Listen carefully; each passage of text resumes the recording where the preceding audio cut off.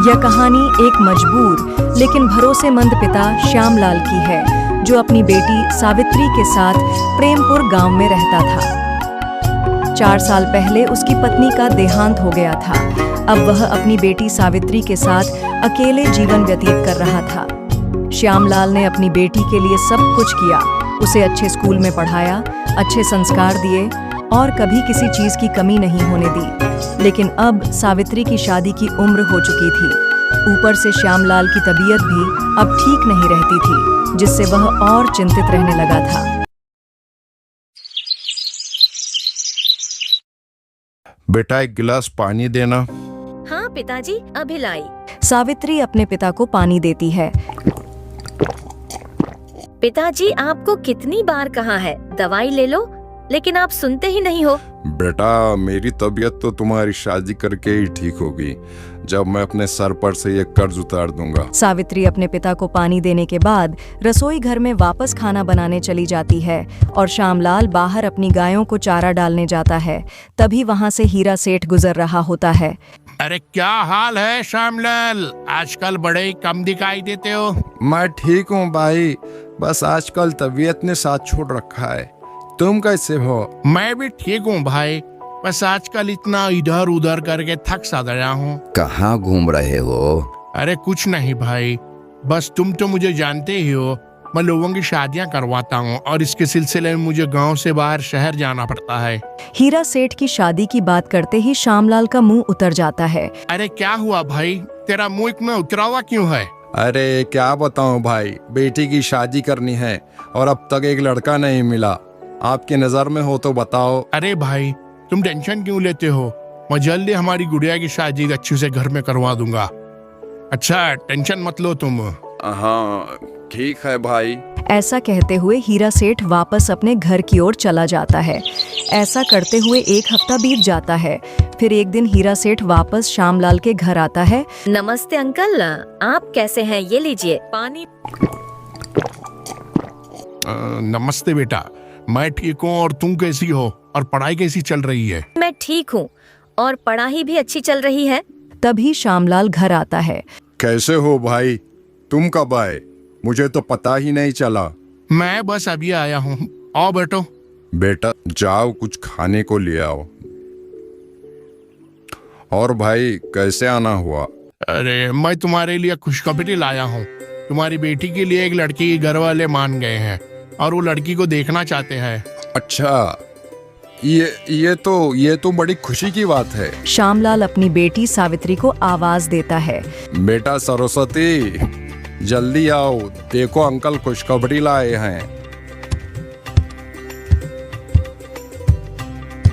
पिताजी, क्या है पिताजी?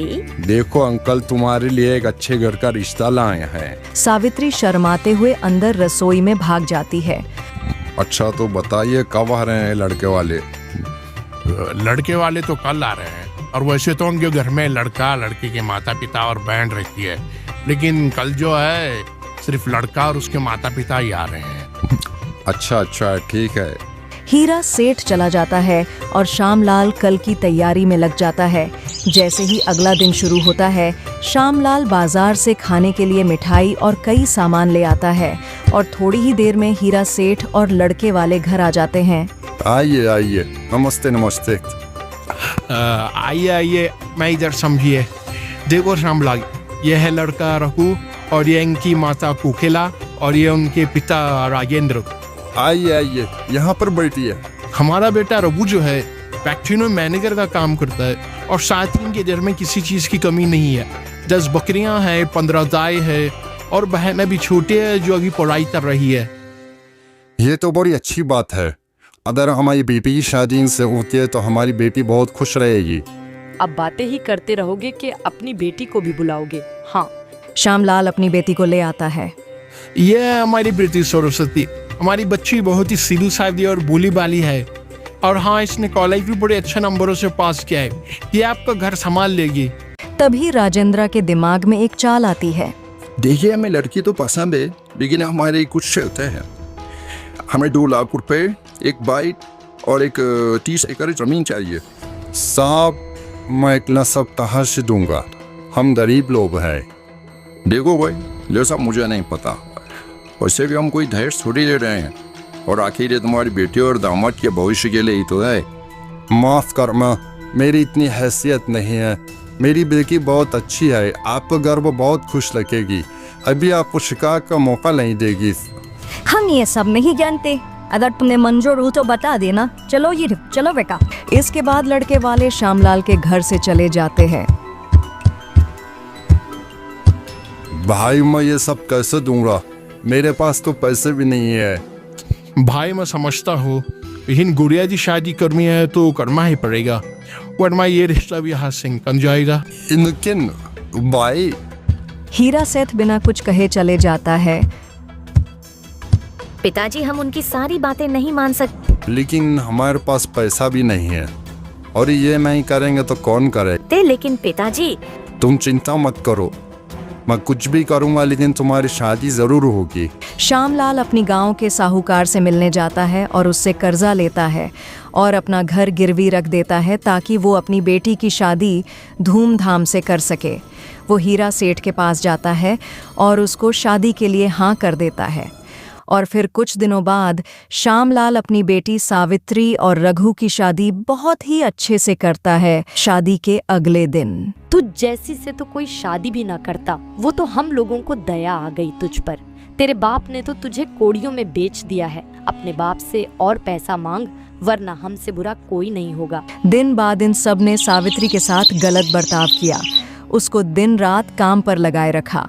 और रघु दारू पीकर आकर सावित्री को बहुत मारता था कि आए दिन बढ़ता ही चला गया। एक दिन मुझसे अब और नहीं रहा जाता, ये सभी लोग मुझे मिलकर बहुत मारते हैं। भाभी, आपको आपके घर चले जाना चाहिए, वरना ये आपको जान से मार देंगे। तो मेरी मदद करो, मेरे पिता तक मेरा लेटर भिजवा दो।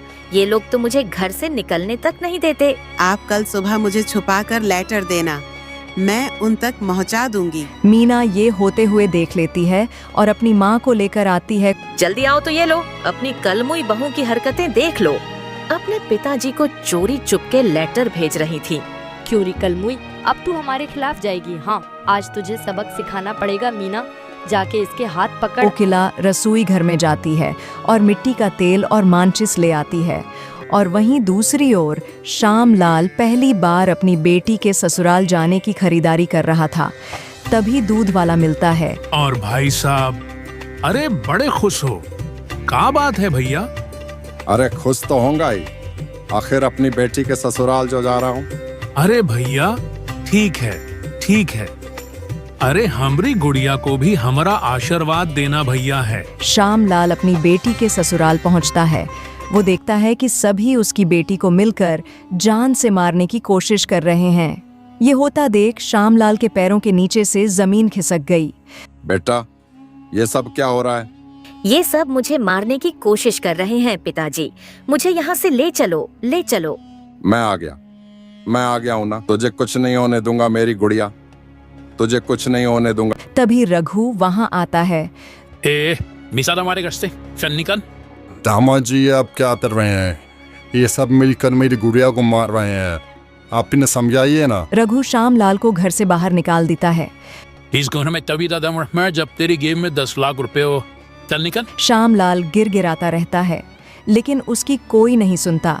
श्यामलाल अपनी बेटी के बारे में सोचकर दुखी हो रहा होता है। तभी वह राजू आता है। राजू श्यामलाल के ही गांव का एक साधारण सा किसान होता है जो खेती करके जीवन गुजारता है।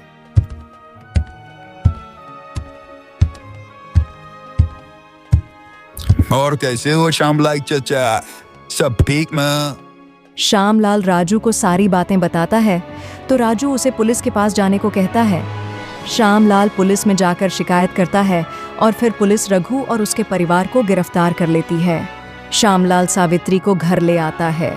कुछ हफ्ते बाद श्यामलाल अपनी बेटी के भविष्य के बारे में सोचते हुए दुखी हो जाता है और आसपास के गांव में भी अफवाह फैल जाती है। श्यामलाल सोचता है, अब मेरी बेटी से शादी कौन करेगा?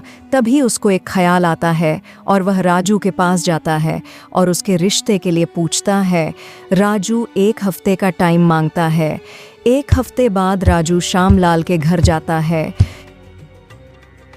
श्यामलाल चाचा, मुझे शादी तो मंजूर है, लेकिन मेरी एक शर्त है। श्यामलाल ये सुनते ही चिंतित हो जाता है।